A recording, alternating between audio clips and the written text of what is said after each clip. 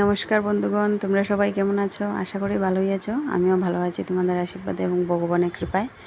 তো আজকে হলো স্বাধীনতা দিবস, তাই স্বাধীনতা দিবস উপলক্ষে প্রথমেই তোমাদের সবাইকে জানাচ্ছি ৭৯তম স্বাধীনতা দিবসের অনেক অনেক শুভেচ্ছা ও অভিনন্দন।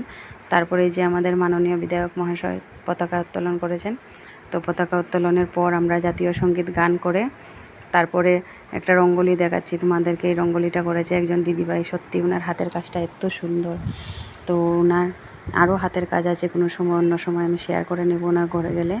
তো আমি দিদিভাইটাকে দেখাচ্ছি তোমাদেরকে। এই যে কালো সালোয়ারটা পরেছে উনি। তারপরে একটু ছবি তুলে নিলাম। এই যে দেখো আমার ছবিতে দাঁত দেখাচ্ছে, কয়টা দাঁত আছে গুনবে। তো তারপরে ছবি তুলে এখানে জলখাবার খেতে গিয়েছিলাম।